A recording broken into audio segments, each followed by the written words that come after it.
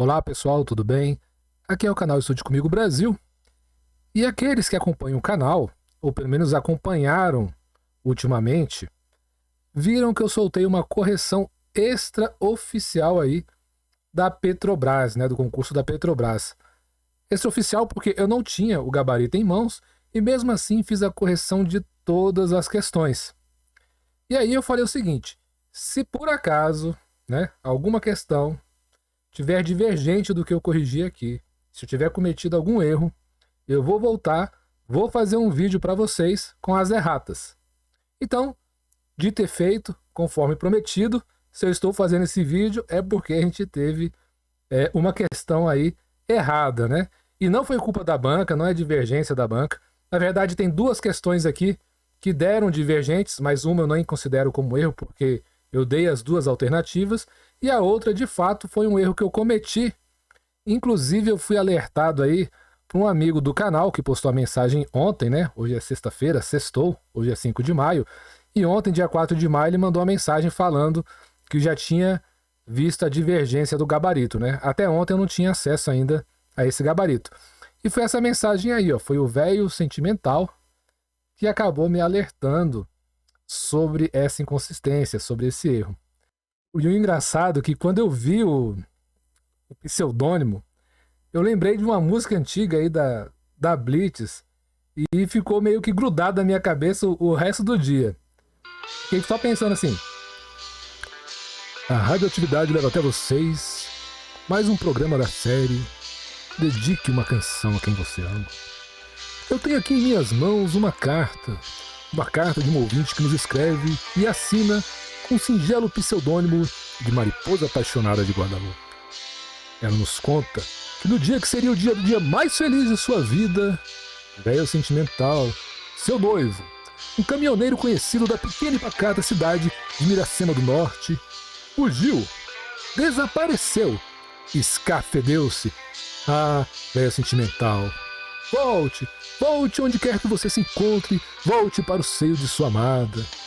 Ela espera ver aquele caminhão voltando, de faróis baixos, de para-choque duro. Agora sim, uma correção.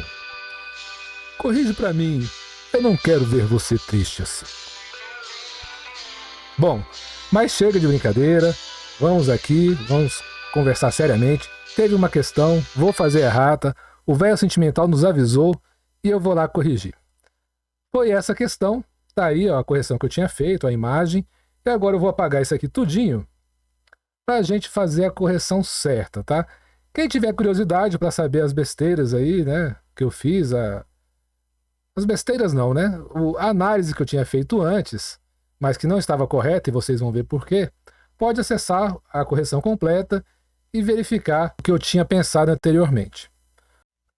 Entretanto, mais importante do que a própria correção dessa questão é uma observação que eu quero fazer, uma dica sobre isso que ocorreu comigo nessa prova. É algo de concurseiro para concurseiro. Porque é o seguinte, quando eu peguei essa prova para corrigir, eu vi 20 questões da banca Sebrasp. Questões aí de diversos níveis, né?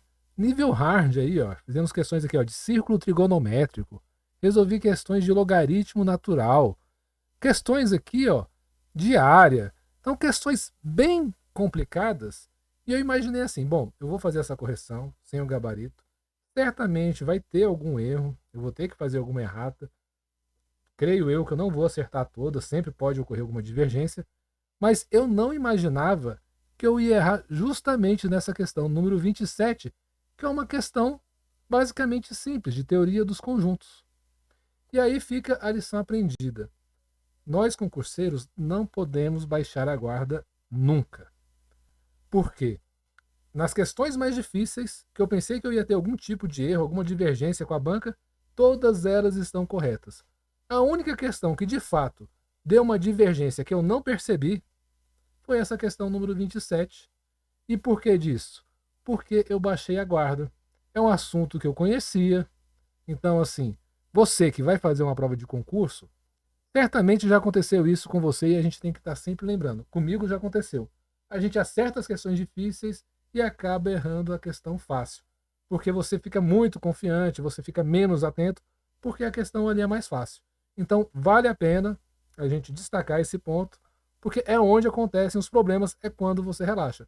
Não sei se vocês sabem da estatística de trânsito em longas distâncias, quando você faz uma viagem aí, sei lá, de 700 quilômetros, 1.000 quilômetros, 1.500 quilômetros, geralmente, estatisticamente, é comprovado que a maior parte dos acidentes acontecem quando você já está próximo do local que você quer chegar, próximo da sua casa, voltando, né, para sua residência, ou então chegando na casa de familiares. E por que que isso acontece? Porque é a hora ali que você já relaxa, você deixa de ter uma certa atenção ali no trânsito, você baixa a guarda. E é aí onde acontecem os acidentes, os incidentes no trânsito. E aqui no concurso é a mesma coisa.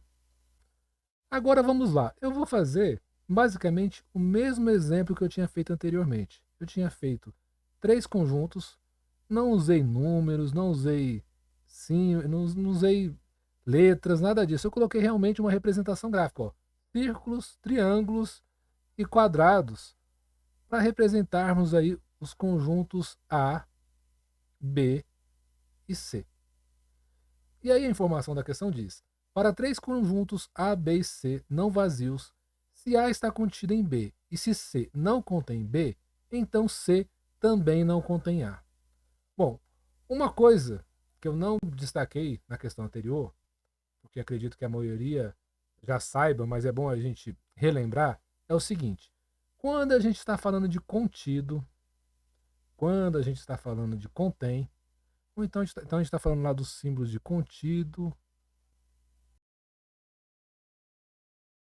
você está se referindo a quê? Você está se referindo a conjuntos. Conjuntos, um conjunto contendo o outro. Quando a gente fala do símbolo de pertence, de não pertence, nós estamos falando de elementos. Então, nessa situação hipotética aqui, a gente tem conjuntos não vazios, A está contido em B. Então, ó, A, que é o conjunto aqui dos círculos, está contido em B. Então, B, ó, abraça A. Ok, fizemos a primeira parte.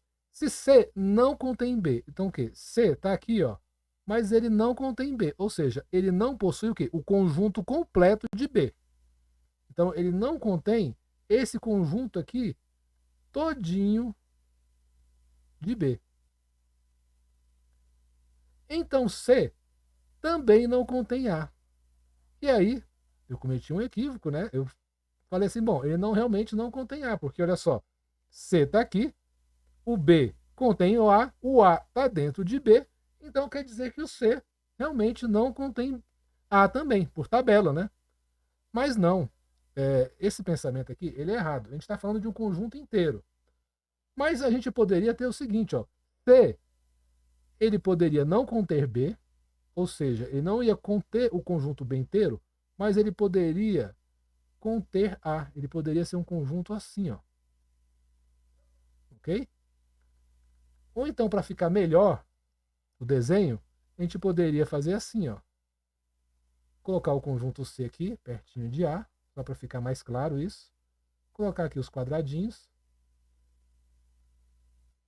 E o conjunto C, ele conter o conjunto A. A gente estaria falando a verdade de que C não contém B? Sim, ele não contém o conjunto B. O conjunto B é um conjunto composto aqui, no nosso exemplo, por 8 elementos. Mas ele poderia conter parte de B que contemplasse todo o conjunto A, 100% de A. Para você dizer que contempla, que contém ou não contém, ele tem que conter 100%. E ele poderia conter 100% de A, sim. Ok? Esse desenho que eu estou fazendo aqui, esse diagrama, é na situação de que B não contém C, que C está fora de B. Mas isso também não falou aqui na questão. Então eu poderia, inclusive, ter uma situação assim, ó, que atenderia essa questão. A gente poderia ter A. Nós poderíamos aqui, ó, ter o conjunto C. conjunto C, na verdade ele é tudo isso aqui por fora, e ele contempla A, e nós poderíamos ter por fora aqui, ó, o conjunto B, que aí o conjunto B tem os triângulos aqui, ó, do lado de fora, por exemplo, aqui, ó. Então, atenderia também ao enunciado da questão 27. Então, essa questão aqui, ela está errada. E olha só outra coincidência, né? Outra situação aqui para a gente comentar. Eu resolvi a questão toda comentando que ela estava certa.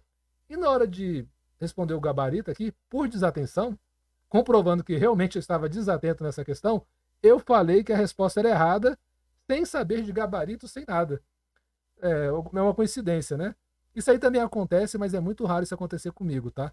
Eu fazer uma questão de um jeito, marcar de outro na hora de passar o limpo o gabarito e acertar o gabarito porque eu errei. Foi isso que aconteceu. Eu marquei como errada, mas tinha comentado a questão como certa, né? E errei e acertei sem querer porque o gabarito era errado.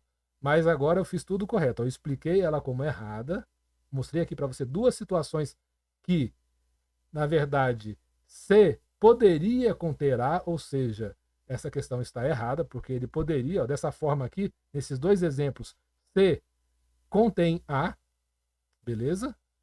E corrigimos assim, fizemos assim a errata dessa questão. Eu cheguei a fazer a comparar o gabarito, tá lá, ó. O gabarito, depois que eu já tinha resolvido a prova, eu fui lá conferir item a item e verifiquei, ó, a questão 25 deu divergente, ok? Agora, eu vou comentar um pouquinho sobre a questão 27, mas essa aqui é mais rápido. Por quê? Opa, eu fiz a questão de... aqui no gabarito está trocado, ó. A 27 eu tinha errado, realmente, e a 25 eu vou dizer aqui que está meio certo, e agora eu vou explicar o porquê para vocês da 25 está meio certa. Quando eu resolvi a questão 25 aqui, ó, considere-se que, após pintar determinado local da plataforma, os pintores precisem aplicar sobre a pintura 4 tipos diferentes de produtos. Nesse caso, se a ordem de aplicação dos produtos não importar, não existem mais de 20 ordens diferentes de os produtos serem aplicados. E aí eu expliquei o seguinte, ó, se a banca entender que a ordem não importe, ou seja, a gente pode aplicar mais de 20 ordens diferentes? Pode. Tanto é que eu resolvi aqui a questão, vocês revejam o vídeo, qualquer coisa. Eu falei assim, ó, uma das formas de você pensar é que daria 24. Então, existem mais de 20 ordens diferentes. Mas eu resolvi pensar da seguinte forma. Eu resolvi pensar o seguinte, que essa questão aqui estaria errada por quê? Porque se a ordem dos produtos não importa, eu só teria um único tipo de uma única forma de aplicar tudo. Porque tanto faz eu misturar A com B, C com D, não sei o quê. No final das contas, nós teríamos o mesmo resultado. Mas, pelo visto, o que a banca considerou, o que vale mesmo é essa parte final aqui, ó. Quantas ordens diferentes existem? Existem 24 ordens diferentes. Mesmo que o resultado final não importe. Mas existem sim 24 formas diferentes.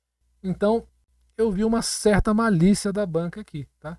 Eu até continuo achando aqui que aqui houve uma pegadinha do malandro para que você errasse.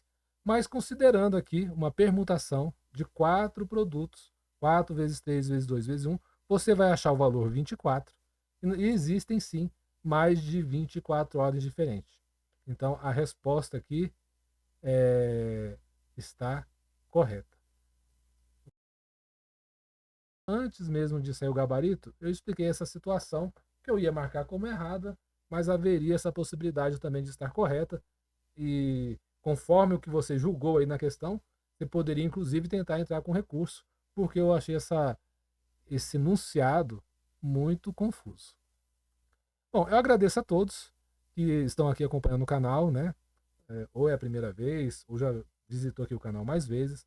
Peço para você deixar o like, se gostar também para você se inscrever. Eu agradeço a todos e até a próxima.